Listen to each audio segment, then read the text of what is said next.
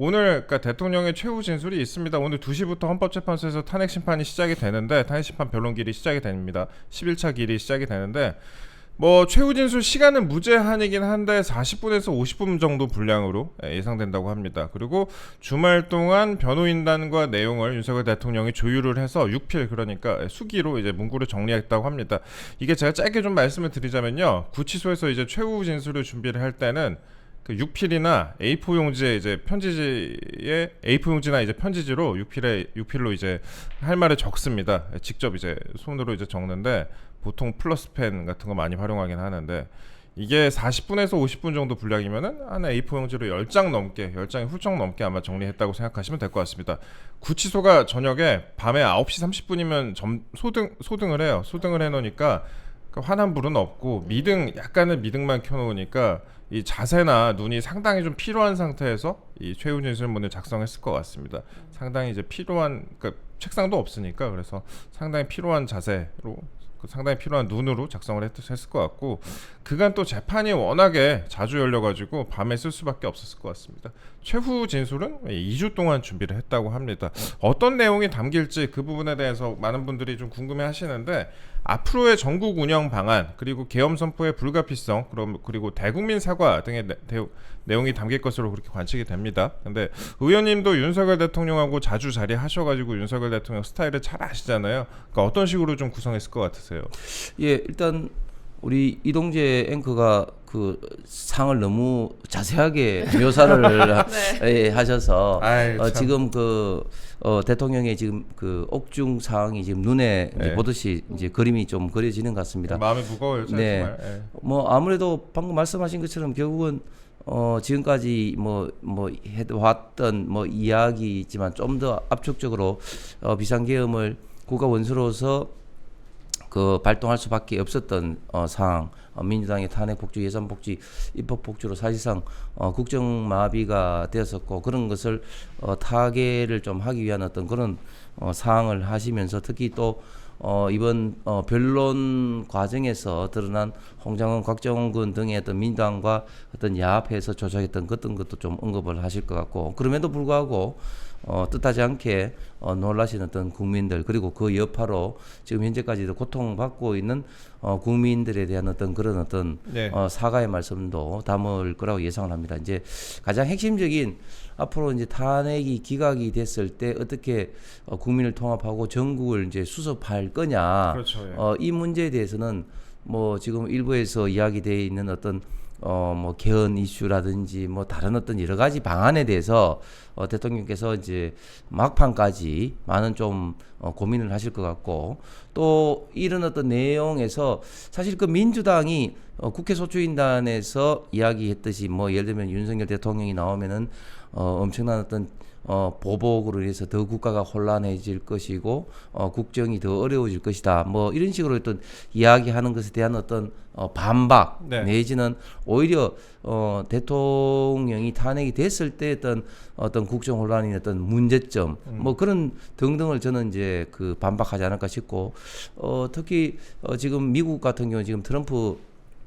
이 행정부가 나오면서 굉장히 전 세계를 대상으로 관세 전쟁이라든지 그렇죠, 예. 강공 미국 그 국익 제일주의에서 그 강공 드라이브를 걸고 있는 이런 어떤 상황이고 그런 상황에 대해서 누구보다도 더 트럼프 정부와 호흡을 맞춰서 이렇게 할 수 있다는 그런 어떤 또 역량과 비전도 담을까 알까 그런 어떤 생각도 합니다. 왜냐하면 지금 그 트럼프 정부가 지금 좀 많이 좀 우려도 좀 되는 게 있는 게 지금 우크라이나 지금 전쟁을 지금 종속하기 위해서 우크라이나는 유럽을 배제를 하고 지금 러시아와 단독으로 지금 하면서 많은 또 우려도 이제 있습니다. 그런데 반면에 지금 대한민국에 대해서는 최근에 끝난 어떤 시팩이라든지 이런 곳에서는 트럼프 강하게 대한민국의 상황에 대해서 그리고 윤석열 대통령 상황에 대해서도 언급을 하고 있는 이런 상황이기 때문에 그런 어떤 상황에서 누구보다도 앞으로 국정 운영을 잘 할 수 있다는 그런 나름대로 어떤 자신감도 필요하지 않을까 생각을 합니다. 예. 그리고 2030 관련된 메시지도 좀 있을 것 같기도 해요. 네, 그렇습니다. 예. 그래서 이제 어떤 국민 통합 어떤 이런 어떤 방향 어떤 부분에서 어떤 그 세대 통합 그리고 좌우 통합 뭐 이런 어떤 부분들에 대한 어떤 메시지도 뭐 담지 않을까 생각을 합니다. 그 계엄에 대해서 반대하는 사람들도 근데 야당의 줄타내기나 또 예산 삭감 등으로 국정에 차질이 있었다는 거, 요거는 이제 적잖게 공감을 좀 하는 것 같은데 이번에 오늘 메시지에도 그런 내용도 좀 담기지 않을까, 그런 관측도 좀 있습니다. 그러니까 야당이 그 동안에 탄핵을 29번을 했고 그렇습니다. 그다음에 예산 삭감 등으로 제대로 국정을 운영할 수가 없었다. 그래서 참다 했다. 이런 내용도 아마 담기지 않을까 싶고요. 그래서 이번에 뭐 새롭게 현실을 이제야 좀 알게 됐다. 그런 사람도 많이 있는 그런 게 현실입니다. 그리고 어떤 결정이 나와도 당당하게 임하겠다라고 윤석열 대통령 측이 밝혔는데, 그런데 일각에서 보도가 이런 보도가 계속 나왔고 이제 지지층에서는 굉장히 싫어하는 내용인데, 임기 단축 개헌 제한 이거 할 가능성이 높다. 오늘 이제 최후 진술에서 임기 단축 개헌 제안을 할 가능성이 있다. 이렇게 보도가 나왔었는데 일단 대통령 변호인단에서는 공식 부인을 하긴 했습니다.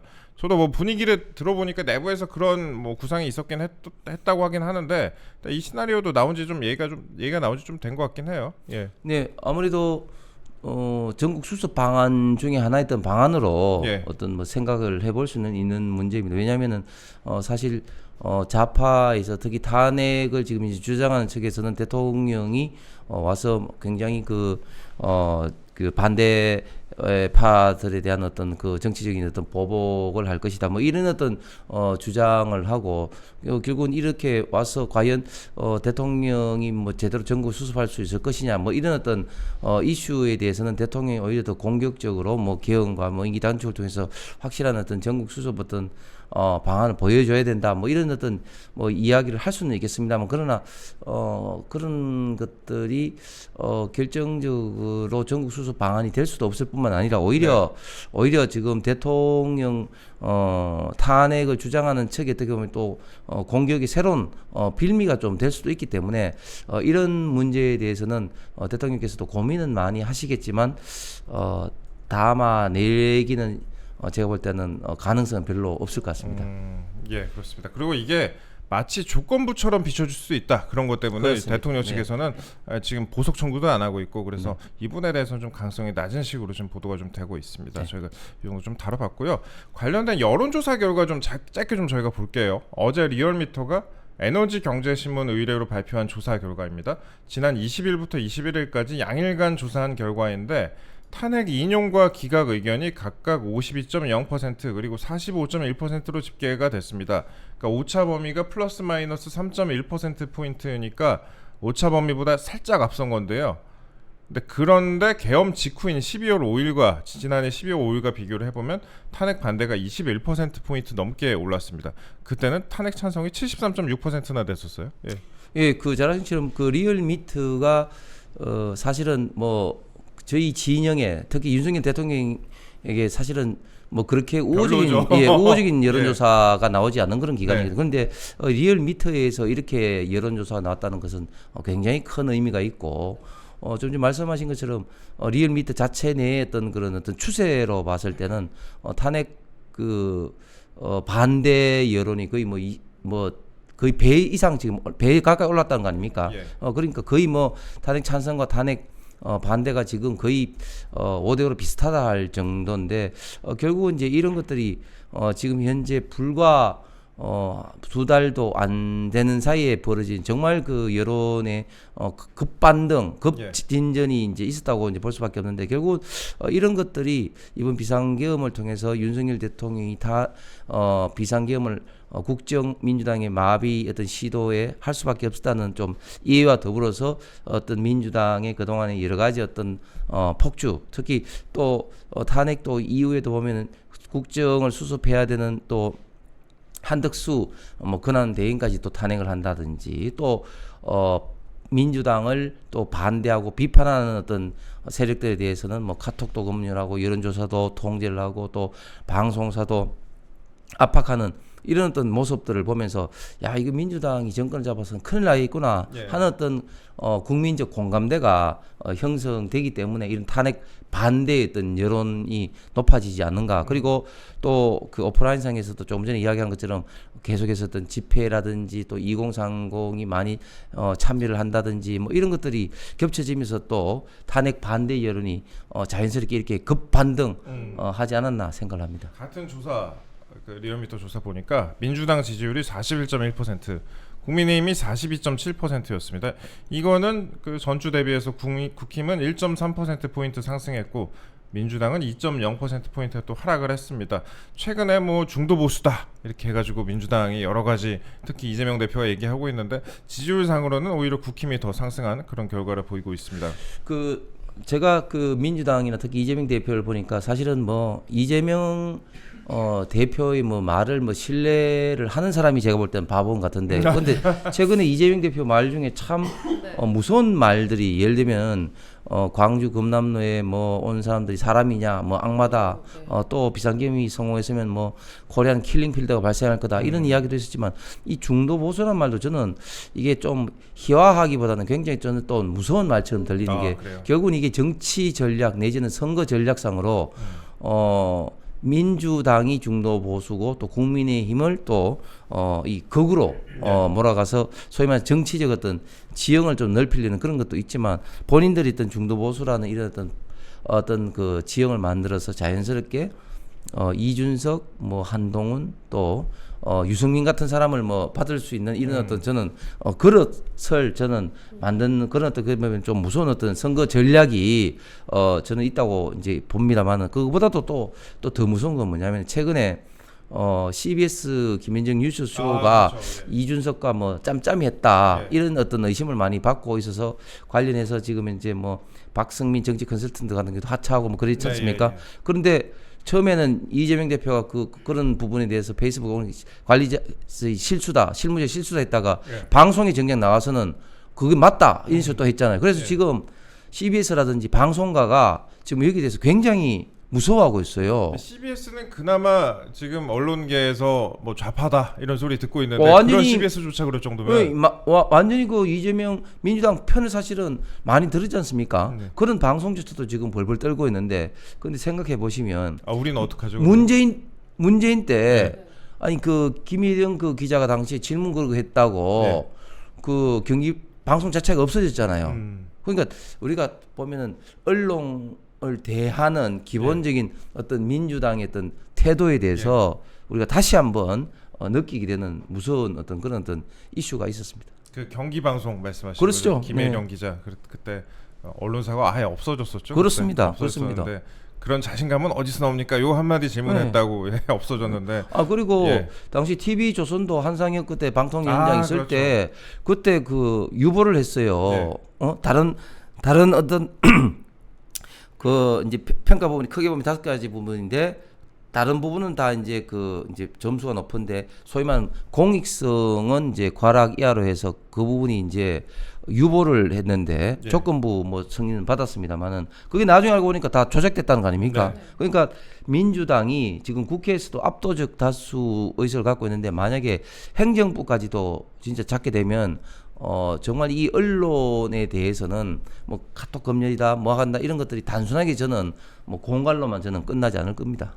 그 한상혁 그분도 저기잖아요. 그 민원연 출신에다가 그렇습니다. 또 민변 출신이고 그래가지고 그때 여러 가지 좀 논란이 있었습니다. 제가 관련해서 아주 잘 알고 있는데 다시 이제 저희가 본론으로 좀 돌아가서 그리고 정권 연장론이 45.3%, 정권 교체가 49.0%로 나왔는데 이것도 이제 5차 범위 이내긴 합니다만 이것도 2월 2주차 조사에 비해서 정권 연장론이 0.8%포인트 상승하고 또 교체론이 2.5%포인트 하락을 했습니다. 그러니까 정권 연장론이라는 게 뭐 대선을 새로 치러서 정권을 연장한다 라는 의견만 있는 게 아니라 그러니까 지금 윤석열 대통령이 복귀를 해서 계속 이 정권이 연장이 된다 그 의미도 포함하고 있는 거거든요. 근데 관련해서 정권 연장론이 0.8%포인트 상승을 했고 교체론은 하락했다. 이 부분도 보실 수가 있습니다. 네, 그렇습니다.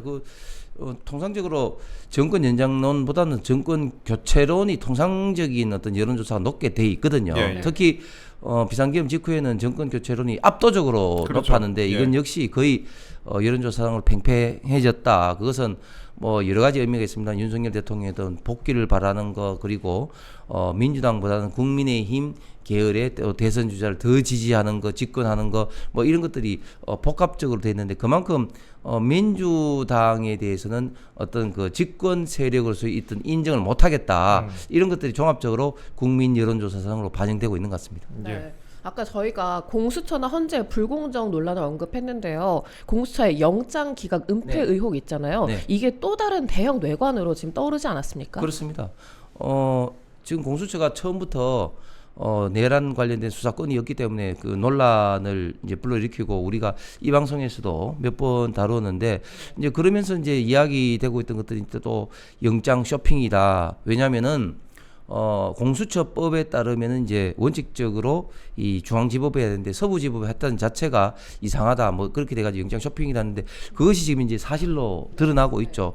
자, 그리고 좀 더 이제 명확하게 하는 것은 공수처법에는 공수처라는 기관이 좀 희한하게 돼가지고 일반 어떤 사법 시스템에 굉장히 좀 문제가 되는 괴리가 되는 그런 기관입니다. 무슨 말인가 하면 그 근대 사법 체제에서는 국민들의 인권을 보호하기 위해서 재판은 사법부가 하고 그다음에 수사는 경찰이 하고 기소는 검찰하는 이런 어떤 시스템을 갖고 있는데 이 공수처는 수사도 할 수 있고 기소도 할 수 있고 그렇죠. 또는 또 수사만 할 수 있고 기소는 못하고 네. 이렇게 되어 있습니다. 그렇기 때문에 수사와 기소를 동시에 할 수 있는 사항은 원칙적으로 중앙지법에도 하지만 또 예외 사항을 둘 수도 있습니다. 그런데 수사만 하는 사항에 대해서는 100% 중앙지검에 기소 의뢰를 하면서 중앙지법에서 영장을 받아야 됩니다.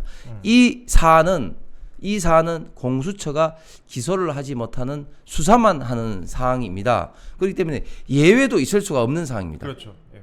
그러니까 처음부터 이 사항은 중앙지법에 할 수밖에 없는 사항에 대해서 이제 공수처가 서부지법했다. 이게 여기서부터 이제 문제가 됐었고 영장 쇼핑이다 비판하는데 그동안은 뭐 서부지법에서 다 뭐 발급이 되었고 중앙지법에 영장을 청구한 적이 없다고 했는데 지금 윤곽근 변호사 등에 의해서 이제 수사 기록을 보니까 이 영장을 청구한 사실 12월 6일, 12월 8일에 통신 영장 또 압수수색 영장이 기각된 것이 나타났어요. 그러니까 지금 와서는 또 이야기가 우리는 체포영장 청구한 적이 없다. 이런 식으로 말이 지금 달라지고 계속 거짓말이에요. 거짓말이 예. 거짓말. 그런데 그 거짓말을 하면서 또 핑계도 또 거짓말이에요. 제가 공중파에 나가서 그 일기 시정자 빼보다 못하는 거짓말 핑계를 또 하고 있다. 세게 이야기를 하니까 그 옆에 있던 민주당 패널이 그 책임질 수 있냐고 막 저한테 막 또 뭐 반발하는데 제가 어떤 또 핑계를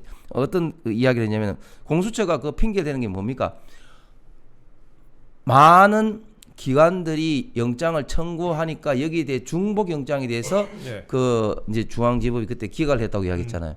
그런데 군사령관들이라든지 예를 들면 김용현 장관이라든지 이런 사람들에 대해서는 당시에 경찰, 검찰, 공수처 등등의 이런 어떤 사정기관들이 피해 굶주린 하이에나 달려들듯이 막 중복적으로 달려드니까 그때 당시에 중앙지법에서 영장을 기각했지만 네.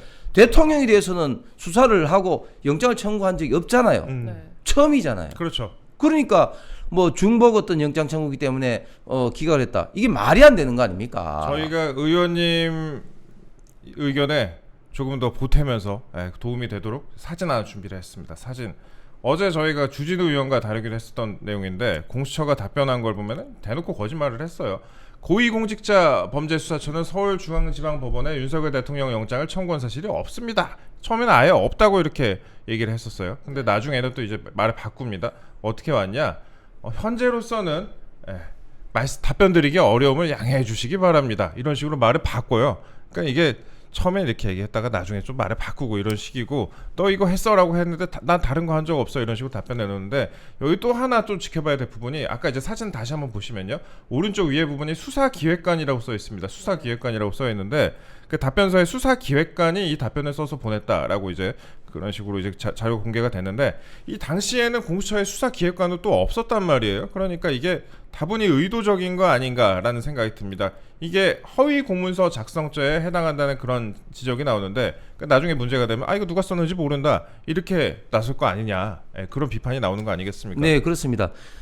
민주당 패널들하고 토론하면은 그 두 가지를 느낄 수가 있는데 하나는 뭐냐면은 천편일률적으로 답변이 똑같아요. 다 천편일률적으로. 네. 또 두 가지는 또 뭐냐면은 무식하니까 되게 용감해요. 그러니까 무슨 말인가 하면 또 민주당 패널들은 이런 이야기입니다. 아니 통신영장이나 뭐 압수수색 영장은 뭐 기각되고 지금 무슨 문제가 있느냐, 체포영장은 그런 게 관계가 없지 않냐 이렇게 이야기하는데 근데 그 정말 무식한 얘기입니다. 그 체포영장 이전에 통신 압수수색 영장이 발급이 됩니다. 혹은 동시에 발급이 됩니다. 무슨 말인가 하면 압수수색을 하면서 자연스럽게 또 체포도 이루어지기 때문에 압수수색하고 그 체포영장이 이게 분리를 될 수가 없거든요. 네. 그렇기 때문에 압수수색 영장이 기각이 됐다는 것은 체포영장도 기각이 될 수밖에 없는 거예요. 그러니까 압수수색 영장이 기각되니까 이제 안 되겠다 싶어서 이제 체포영장 등등은 이제 서부지법으로 이제 그 돌려서 쇼핑을 해서 뭐 이제 했다는 것으로 이제 의심할 수밖에 없고, 그리고 우리 시청자 여러분들께서 잘 아시지만 왜 이 부분이 중요하냐면 중앙지법에 만약에 영장이 기각되면 그 기각 사유를 서부지법에 영장을 청구할 때는 그 기각 사유를 분명히 이제 적시를 해야 됩니다. 그렇지 그렇죠. 않으면 이게 허위 공문서 작성이고 공무집행 방해가 되는 겁니다. 이거는 형사소송법에 관련된 당사자들을 엄하게 처벌할 수밖에 없는 어떤 규정이기 때문에 이것을 위배했다는 것은 굉장히 절차상 실체적인 어떤 큰 문제가 있기 때문에 지금 이런 어떤 이슈가 끝까지 지금 이제 되어 있고 실질적으로 영장 쇼핑을 했다. 그리고 이것조차도 지금 이제 공수처가 거짓말을 하고 있기 때문에 공수처는 여기에 대한 응분에 저는 책임을 져야 된다고 봅니다. 네, 그 이 영장 쇼핑 의혹 굉장히 큰 의혹이잖아요. 네. 공수처가 제대로 수사 기록을 넘겼는지 또 누구 때문에 왜 서부지법으로 중간에 바꿨는지 모두 따져봐야 되지 않겠습니까? 그렇습니다. 오늘 국조특위가 있는 날인데요. 오동훈 처장이 출석을 할지 의문이에요. 지금 일단 출석이 예정이 돼 있긴 하거든요. 그렇습니다. 그 지금 오동훈 처장이 굉장히 좀 제가 볼 때는 뭐 고발도 돼 있기 때문에 검찰에서 이 부분에 대한 신속한 저는 수사를 좀 해야 될 것 같고, 단순하게 뭐 한각이 지금 국조특위에 지금 나갈 수 있는 그런 입장은 이제 아니라고 봅니다. 근데 저는 이 지점에서 민주당이 굉장히 또 고의주도한 게 지금 검찰이 제대로 움직이지를 지금 못하는 게 바로 이창수 지금 중앙지검장을 그렇죠, 지금 예. 미리 지금 탄핵을 지금 시켰습니다. 그래서 빨리 지금 이창수 중앙지검장 등이 지금 복귀를 해서 이 부분에 대해서는 빨리 수사를 개시하고, 이건 뭐 간단한 문제니까 빨리 관련자들을 저는 처벌해야 된다고 봅니다. 공수처와 관련된 사건들 지금 공수처 지금 간부들 지금 중앙지검에 지금 상당히 많이 고발이 돼 있는 상태고 중앙지검에서 이제 수사에 착수는 한 상태입니다. 입건을 했으니까. 그렇습니다. 빨리 이제 이창수 검사장인데 지금 현직에 없는 상태이기 때문에 탄핵 소추된 상태이기 때문에 빨리 좀 복귀를 해야 이 부분에 대한 좀 수사도 이루어질 수 있을 것 같습니다. 지금은 수사를 제대로 안 하는 것 같아요. 지금 잘 안 이루어지고 있죠. 지금 검찰이 권력이 바뀔 가능성이 있기 때문에 굉장히 좀 눈치를 많이 좀 보고 있는 것 같습니다. 그리고 잘 아신 것처럼 공수처는 이런 문제가 있는, 그리고 근대 사법 체계, 우리 대한민국의 또 헌법 체계도 맞지 않는 그런 기관임에도 불구하고 문재인 정부에서 지금 강하게 밀어붙여 가지고 2019년도에 이제 만들어진 기관 아닙니까? 네. 뭐 국민의힘에서는 지속적으로 반대를 했었고 또 폐지도 요구하고 있는데, 근데 또 최근에 보면 또 민주당에서 전현희 의원이 공수처가 원하는 입법을 지금 발의를 했습니다. 그렇기 네. 때문에 예를 들면 뭐 지금 현재 공수처 체장 파견 기간이 12년인데 이거를 이제 일반 검사처럼 63세까지 뭐 있도록 가능하다는 그렇죠. 문제라든지 예산 편성권을 직접 하게 한다든지 이런 공수처가 그동안 수건으로 생각해왔던 이런 어떤 개정안을 지금 발의를 했거든요. 그렇기 때문에 민주당과 공수처가 유착이 돼 있다, 커넥션이 있다, 짬짬이가 있다, 이런 것을 충분히 지금 의심해 볼 수 있는 그런 어떤 입법을 지금 저는 발의했다고 봅니다. 그 공수처 관련해서 짧게 좀 말씀을 드리자면은 이 공수처 검사 정원을 25명에서 50명으로 늘리는 법안을 민주당이 발의를 했습니다. 수사관도 40명에서 60명으로 확대를 했습니다. 그리고 공수처 검사들의 정년도 63세까지 보장하기로 했습니다. 그러니까- 그러면은 지금 있는 공수처 검사들 그대로 63세까지 쭉 간다는 거예요, 그냥. 그렇죠. 예. 그러니까 지금 현재는 공수처에 파견된 뭐 검사든 변호사든 최장 12년까지 있으면서 나와야 되는데 그렇죠. 예. 그거를 이제 63세까지 일반 검사처럼 똑같이 이제 하겠다는 이런 어떤 이야기거든요. 평생 직장. 예. 물론 만약에 공수처가 지금까지 뭐 일을 잘 해왔고 뭐 많이 뭐 역할을 했다. 뭐 그러면은 그럴 수는 있겠죠. 그런데 지금 윤석열 대통령 이전까지 공수처가 제대로 처리한 사건이 하나도 없어요. 예.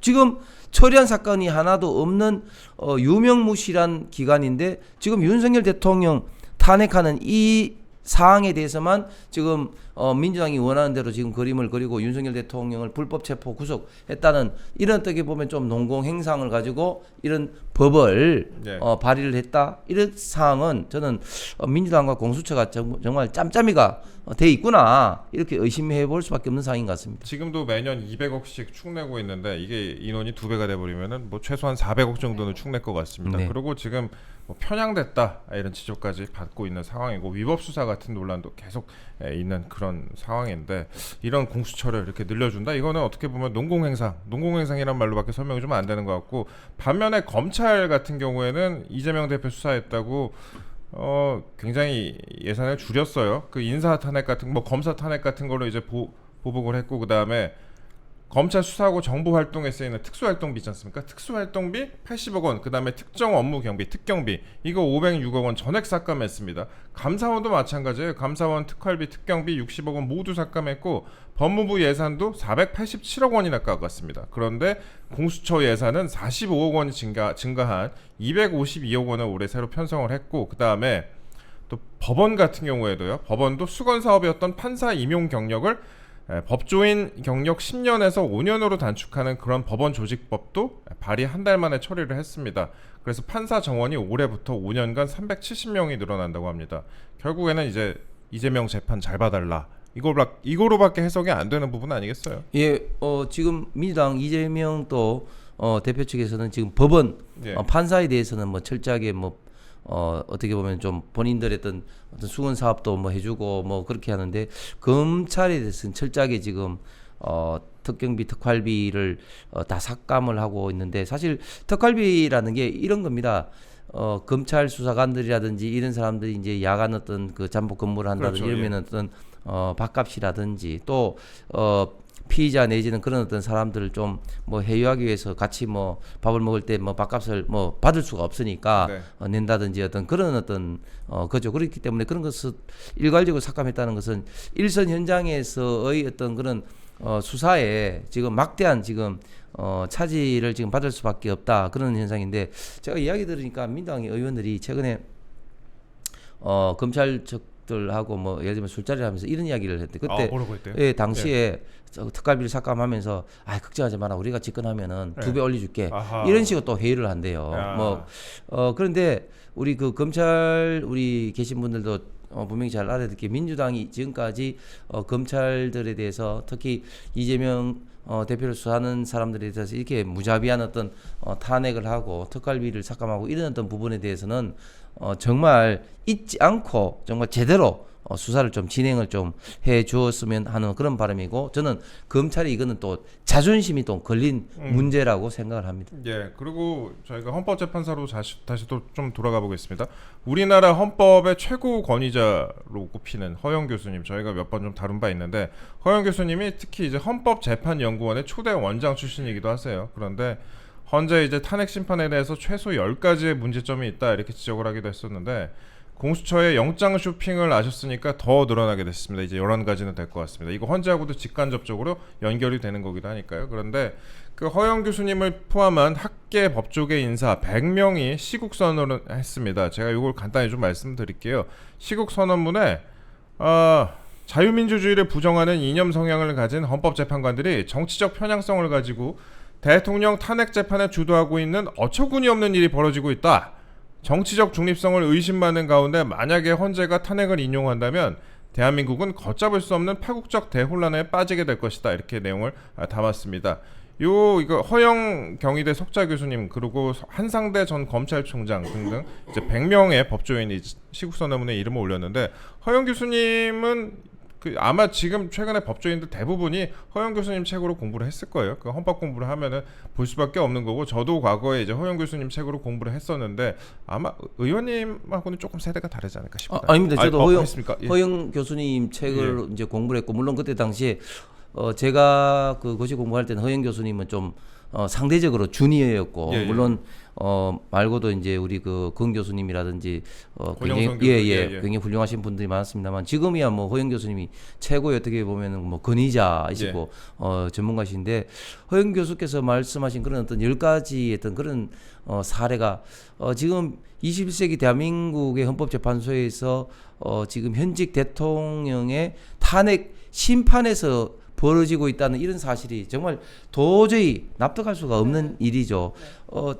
대통령, 국민이 뽑은 대통령을 이렇게 그 무리를 해가면서 헌법재판소가 10가지 이상의 법률을 위반하면서까지 이렇게 재판을 하고 끌어내리는 것은 민주당의 이런 내란 공작에 지금 헌법재판소도 지금 동조하고 있는 것이라고밖에 볼 수가 없는 것이죠. 이런 것들이 박근혜 대통령부터 지금 현재 자꾸 이제 사례가 되니까 아니 현직 대통령을 자꾸 이렇게 끌어내리려는 이런 어떤 탄핵 공작이 끊임없이 발생하는 거 아니겠습니까? 네. 우리가 시간을 거슬러 올라가면 2022년 3월 9일 대통령이 윤석열 대통령이 당선되고 난 다음부터 또 끊임없이 민주당과 좌파 진영에서 윤석열 대통령을 끌어내리려는 그런 시도가 처음부터 있어 왔습니다. 네. 그 광화문에서 소수지만 대통령이 취임하면서부터 그 광화문에서 그 좌파 진영에서 탄핵 시위가 탄핵 집회가 있어 왔거든요. 우리가 잘 알듯이 김인석 의원의 뭐 친형 김모능이라든 이런 사람들이 계속해서 관여를 했었죠. 그러니까 우리가 비상계엄이 아니더라도 아마 좌파 진영에서는 어떤 식으로든지 간에 그 윤석열 대통령을 끌어내기 위한 어떤 탄핵 공작을 했을 겁니다. 탄핵 그 집회 좌파 집회에 누구죠? 갑자기 그 20년 어떤 공작을 했던 그 민주당의 그 이제 대표적 박선원? 아니 이게 20년 장기 집권을 이야기했던 이해찬 전 총리가 어떤 이야기를 했냐면 그 윤석열이를 탄핵하기 위해서 참 몇 달 동안 그 고생할 것 같은데 범아가리로 스스로 들어왔다 이런 어떤 이야기도 그 하는 것을 제가 봤습니다. 그러니까 굉장히 헌법재판소가 판단할 때 정말 대한민국의 헌정 질서를 제대로 지키려면은 결국은 국민이 뽑은 대통령을 이렇게 저는 함부로 탄핵하는 선례를 결코 저는 자주 이렇게 만들어서는 안 된다. 박근혜 대통령에 이어서 만들어서는 안 된다 그런 입장이고 좀 전에 그 우리 이동재앵커가 이야기했던 이런 어떤 우리 대한민국의 대표적인 이런 그 법 전문가 권위자들에 대한 시국선언이 굉장히 의미가 있다고 보는 게 물론 많은 분들이 나와서 하는 것도 의미가 있지만 또 이런 어떤 법의 권위자들이 하는 것도 저는 굉장히 의미가 있다고 봅니다. 특히 어떤 또 사례도 있냐면 40여 후보자를 임명을 하려고 했는데 2시간 그 결정 2시간 전에 이제 선거 2시간 전에 밀었잖아요. 밀었잖아요. 그걸 왜 미루느냐? 그 이인호 이화여대 교수가 교수가 어떤 이야기를 했습니까? 이거는 그 권한쟁의는 그 기관이 해야 되는데 국회의장이 해서는 안 된다. 우원식 의장이 개인 자격으로 해서는 안 된다. 이것을 안건을 해서 본회의 통과해서 국회에서 권한쟁의를 해야 되는데 우원식 의장이 개인적인 자격하면 이건 당사자 적격이 안 된다고 문제 제기를 했어요. 이 문제 제기가 결국은 헌법재판소에도 먹혔기 때문에 이게 선고를 연기를 했거든요. 그렇기 때문에 합리적인 의견을 이런 어떤 권위자들에 의해서 이렇게 계속해서 발표를 하는 것도 굉장히 중요하다고 볼 수 있습니다. 국민들이 이제 헌재에 대해서 불신하고 있는 여론이 여론조사 돌리면 거의 50% 가까이 나오지 않습니까? 허영 교수님이 지적했던 그 헌재의 10가지 위법 사례에 대해서 간단히 저희가 한번 소개만 하고 다음 질문으로 넘어가도록 하겠습니다. 답변서 제출 기일 미보장 1번, 그 다음 2번, 변론기일 일방적 지정. 이것도 중요했죠. 그 다음에 3번 수사서류 송부 촉탁 수용. 그다음 4번 탄핵소추 사유 변경 수용. 이 내란죄 관련된 부분입니다. 내란죄를 철회하겠다. 국회가 철회하겠다고 했음에도 불구하고 국회가 이를 받아들여서 탄핵소추의 동일성을 해치는 결정을 내린 건데, 이거 내란죄 없었으면은 이거 탄핵 안 했다라고 주장하고 있는 뭐 안철수 의원도 그렇고 많은 의원들이 있지 않습니까? 그렇기 때문에 이것도 상당히 중요한 내용인데 이거를 좀 지적을 했습니다. 그리고 5번 증인신문 참여권 박탈했다. 그러니까 윤석열 대통령이 뭐 3분만 물어보겠다. 근데 3분도 주지도 않고, 아니면 10분 동안 본인 일하면서 10분 만에 뭐 독후감 썼다고 하는데, 무영배 재판관 같은 경우에는요. 근데 그 대통령에 대해서는 3분도 물어볼 기회를 주지 않느냐, 그런 비판도 좀 있었습니다. 그리고 6번 홍장원 메모의 진위 확인 미흡. 이거 홍장원 메모의 필적 감정을 통한 진위 확인을 하지 않고 그대로 증거로 채택했다 이건데, 그 필적 감정에 대해서는 또 어제 또 여러 가지 좀 논란이 제기가 되기도 했어요. 예, 그렇습니다. 박선원 의원의 필적 아니냐? 예, 그렇습니다. 이것도 굉장히 좀 중요한 문제는 막판에 또 이것도 대형 이슈로 지금 터졌죠. 무슨 이야기냐면 결국 이제 홍장은의 정치인 체포 메모가 어떻게 보면 이제 그 비상계엄이 이제 내란으로 발전한 결정적인 어떤 정치 공작인 것인데, 그런데 지금 홍장은이가 이야기하는 것들이 지금 이제 처음부터 모조리 지금 이제 다 거짓으로 조작으로 지금 드러나고 있지 않습니까? 본인이 어두운 데서 그러니까 뭐 이렇게 뭐 안 됐다고 했는데 그 뭐 본인이 뭐 썼다고 하는 어떤 그런 장소 시간도 아니었고 그 집무실에서 썼다는 것이고, 또 결정적으로는 버렸다고 했는데 갑자기 또 나타났어요.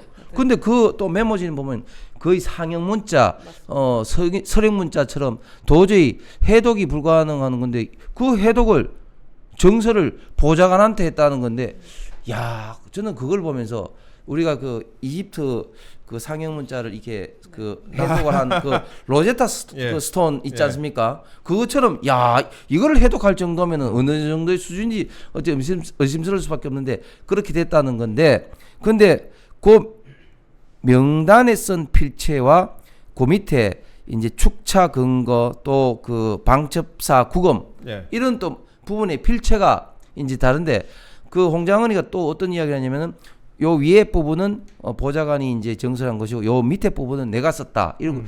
근데 요 밑에 부분의 내용이 굉장히 중요한데 이 밑에 부분도 완전히 거짓이 드러났죠. 왜? 방첩사에는 구금 시설이 없다는 거 아닙니까? 자, 그런데 이 글자가 처음부터 박선원과 유사하다. 왜냐하면 박선원 어떤 글자는 워낙 본인이 뭐 이렇게 메모를 한 것들이 그 여러 가지 언론에 많이 드러났기 때문에 필체 감정하기 아주 좋았죠. 필체 감정을 의뢰를 하니까 이게 지금 이제 그 국가수 35년 근무를 한 베테랑 요원이 설립한 이 필적 감정사라고 합니다. 그분이 했는데 99.99% 일치한다는 거죠. 자, 이래 되면 이거는 김병주 유튜브에 이어서 박선원이 지금 현재 개입을 해서 조작을 했다. 이게 이제 입증이 된 거잖아요. 그러니까 이거는 굉장히 지금 중요한 문제고, 이 문제를 빨리 검찰에서 이제 수사를 해야 되는 문제고, 이 문제는 헌재에서도 결정을 할 때 저는 굉장히 중요하게 저는 판단의 요소로 생각해 볼 수밖에 없지 않을까. 이렇게 합니다. 이 메모가 상당히 지금 중요한 증거로 지금 다뤄지고 있잖아요. 이 메모라는 거에 따라서 이번에 윤석열 대통령에 대한 판단이 좌지우지될 수 있는 그런 상황인데, 일단 여당에서는 아까 의원님 말씀하신 부분에 대해서 여당에서는 이게 사실이라면 단순한 정치 공작이 아니다. 이 자체가 헌법 유린이고 국민이 선택한 대통령을 탄핵시키려고 한 내란 행위다. 이런 목소리가 나오고 있습니다. 반면 이제 당사자인 박선원 의원은 또 사실이 아니라고 주장하고 있습니다. 홍 전 차장과 자신은 만난 적도 없다, 이렇게 반박을 하고 있는 입장이니까 저희가 또 반박은 또 말씀을 이 정도로 드립니다. 그리고 윤상현 국민의힘 의원이 SNS에 이렇게 밝혔어요. 헌법재판소는 홍 전 차장의 메모에 대한 가필이 본인이 쓴 것인지 필적 감정을 통해서 진위를 가려야 한다라고 강조를 했습니다. 그리고 김민전 의원도 SNS에 홍장원이 지렁이 메모를 가지고 나왔을 때 생각했다. 지렁이 메모는 탄핵으로 지친 국민들에게 웃음을 주려는 목적이 아니라 자신의 필체를 숨기기 위한 것이라는 생각을 했다라고 지적을 하기도 했습니다. 그런데 이에 대해서 이제 박선원 의원은 홍장원 메모에 있는 건 내 글씨가 아니다, 제 글씨가 아니다. 홍장호체는 이어달리기체로 글자가 이어달리기체다. 반면 제 것은 독자 기립형이다. 단어 하나하나가 서 있다. 이렇게 반박을 했다고 합니다. 근데 이 부분에 대해서는 일단 문제 제기가 됐고, 그 다음에 허영 교수를 비롯한 많은 많은 뭐 법조인들이 홍장원 메모에 대한 진위 확인이 미흡하다고 지금 비판을 하고 있는 상황이기 때문에 헌재에서도 이 부분에 대해서 좀 꼼꼼히 따져봐야 되지 않을까라는 생각하고 있고요. 뭐 여당에서도 좀 문제를 제기를 더 했으면 하는 그런 생각을 하는 분들이 많은 것 같아요. 네, 그렇습니다. 헌재에서도 이거 뭐 간단하죠. 헌재에서도 그러면은 이 그 필적 감정을 의뢰하면 간단하게 나옵니다. 네. 예. 예, 그 정도 좀 말씀을 드렸고, 그 다음에 그 허영 교수님 말씀 조금만 저희가 더 이어가자면 7번 예, 진술 번복 증인의 증언 채택. 그러니까 그 뭐 사령관 이런 사람들 박곽종군이나 이런 사람들 뭐 이진우 사령관이나 이런 분들 나와가지고 진술을 많이 번복을 했는데 이분들에 대한 증언이 채택되는 부분에 대해서도 뭐 비판을 했습니다. 그리고 우리법연구회 출신 재판관 임명 논란, 대통령 권한대행 탄핵안 각하 필요성, 졸속 심판 진행 등등에 대해서 이제 비판을 한 바 있습니다.